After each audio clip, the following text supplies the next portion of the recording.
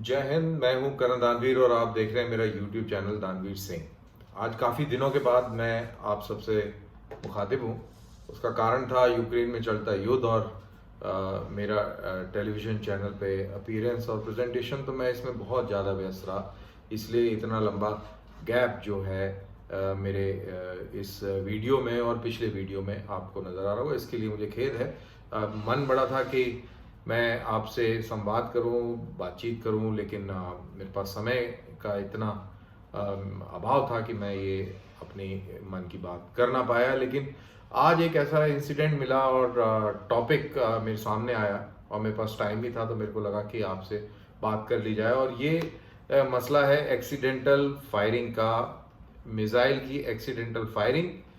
जो मिसाइल पाकिस्तान के अंदर जाकर खानेवाल डिस्ट्रिक्ट मियां चन्नू में जाके गिरी।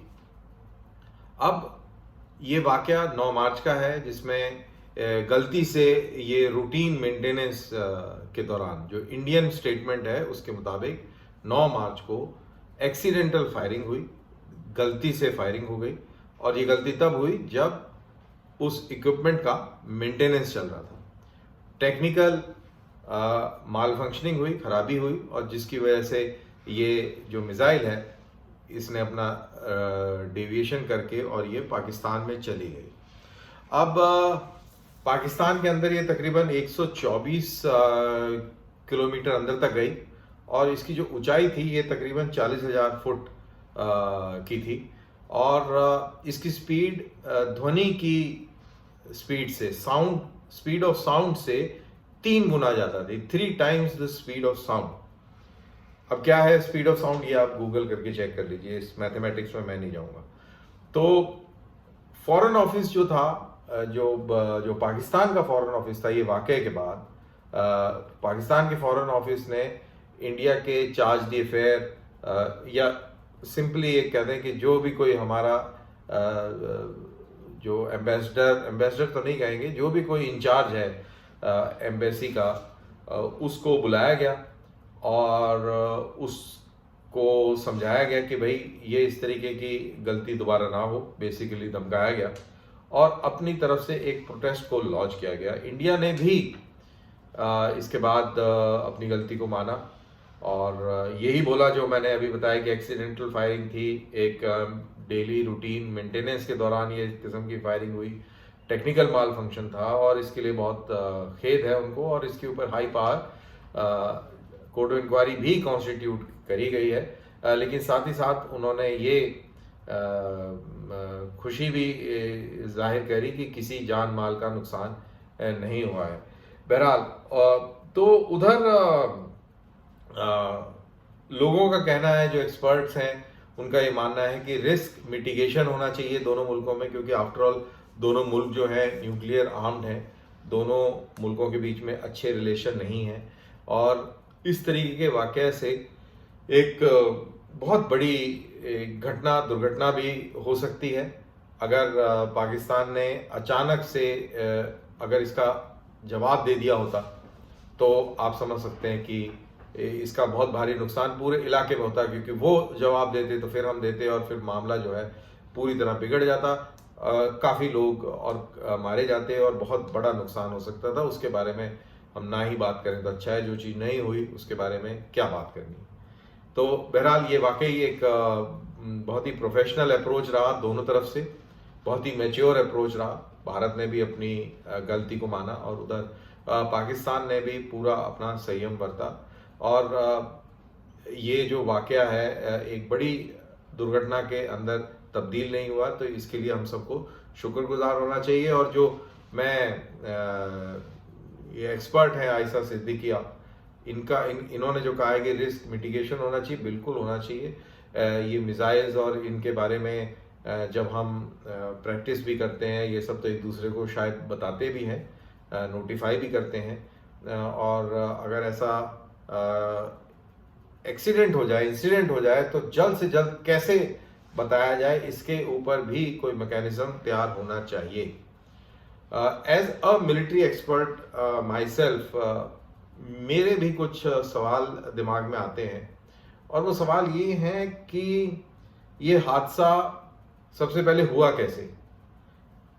ये मिसाइल को लॉन्चर पे लोड करके किस तरीके की मेंटेनेंस हो रही थी, ए।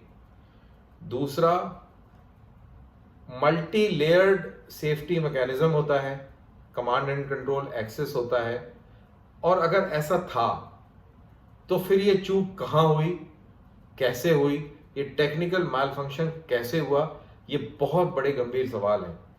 ये गंभीर सवाल हमारी अपनी सेफ्टी के लिए हैं और हमको इनका जल्द से जल्द जवाब देना चाहिए। आई एम श्योर इस कोर्ट इंक्वायरी में दूध का दूध पानी का पानी हो जाएगा और जो भी सिस्टम के अंदर ये फ्लॉ है उसको दुरुस्त कर दिया जाएगा। अब ये जो मिसाइल थी ये सिरसा एयरबेस से फायर हो गई और उसके बाद में मियां चन्नू में जाके गिरी। अगर इसका इनिशियल फ्लाइट पाथ देखें तो साउथ वेस्ट की तरफ इसका डायरेक्शन था। शायद प्रोबेबली अगर ये ट्रेनिंग के दौरान हुआ और ट्रेनिंग फायरिंग लॉन्च था और इसको सिरसा से हमने लॉन्च किया और शायद हो सकता है कि पोखरन की तरफ ये डायरेक्टेड हो और बीच में इन फ्लाइट कोई कंप्यूटर मैल फंक्शन या कुछ नेविगेशनल मैल फंक्शन हुआ कि वो डाइवर्ट हो गई। बट अगेन किसी भी एयरबेस से हम ऐसे मिसाइलें नहीं फायर करते हैं, ट्रेनिंग के दौरान भी नहीं करते हैं। ये सारी मिसाइल्स जो हैं आप सबको मालूम है कि उड़ीसा के अंदर चांदीपुर एट सी करके जगह है, वहाँ पर ये सारी फायरिंग की प्रैक्टिस होती है और ये सारी फायरिंग जो है ये जो टारगेट एंड है या तो वो कोई टापू होता है या कोई पुराना जहाज होता है और ये पूरे इलाके को नोटिफाई किया जाता है। तो मेरे ख्याल से मेरी नॉलेज के हिसाब से ब्रह्मोस मिसाइल का फायरिंग परीक्षण पोखरन रेंजेस पे नहीं होता क्योंकि इसके रेंज बहुत ज़्यादा है। ये अगर जमीन से इसको फायर किया जाए तो इसका रेंज 800 किलोमीटर तक का है। तो 800 किलोमीटर तक की रेंज लैंड के ऊपर मेरे ख्याल से नहीं है, क्योंकि जो कॉन्सेप्ट है फायरिंग रेंज का वो ये है कि जहां से आपने इसको फायर किया है वहां से लेके और टारगेट एंड तक बीच में कोई भी बस्ती नहीं होनी चाहिए। यानी कि 800 किलोमीटर का पूरा रास्ता जो है उसका साफ होना चाहिए अगर आप ब्रह्मोस मिसाइल फायर कर रहे हैं। और दूसरा, अगर रास्ते में कहीं से भी उसमें इस तरीके का मैल फंक्शन होता है कि वो दाहिने या बाएं की ओर ड्रिफ्ट कर जाती है तो वो इलाका भी सेफ्टी जोन के अंदर आएगा और वहां भी कोई रिहायशी इलाके नहीं होने चाहिए। यानी कि पॉइंट ऑफ लॉन्च से 800 किलोमीटर दूर टारगेट और उसके बाद साथ ही साथ दाहिने और बाएं 800 किलोमीटर, जो कि दायरा जैसे जैसे आगे आप जाते जाएंगे वो टेपर होता चले जाएगा टारगेट एंड तक, क्योंकि मिसाइल की रेंज भी रिड्यूस हो गई। यानी कि अगर 600 किलोमीटर के बाद वो लेफ्ट और राइट जाती है तो वो 200 किलोमीटर ही जा पाएगी रेंज के मुताबिक, क्योंकि उसकी रेंज 800 किलोमीटर है। तो उस हिसाब से एक पूरा मैंने आपको जनरली बताया कि कैसे एक मिसाइल रेंज का टेम्पलेट होगा। तो इतनी बड़ी मिसाइल रेंज हमारे पास नहीं है लैंड के ऊपर, तो ये हमें समुद्र में ही इस तरीके के परीक्षण करने पड़ते हैं। और ये हमें इस बात की, इस इंसिडेंट से हमें ऊपर वाले का शुक्रिया अदा करना चाहिए कि किसी भी सिविल फ्लाइट के रूट में नहीं आया, पाथ में नहीं आया।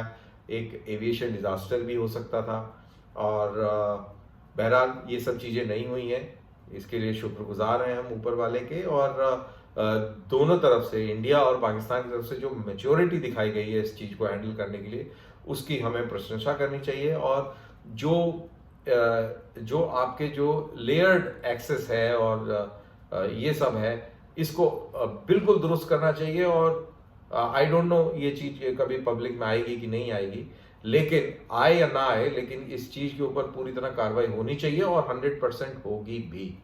आइंदा इस तरीके की कोई हादसा ना हो, इसी उम्मीद के साथ मैं इस वीडियो को यहीं समाप्त करता हूं और फिर जल्द एक नए वीडियो के साथ आपसे मुलाकात करता हूं। तब तक के लिए इजाज़त दीजिए। जय हिंद।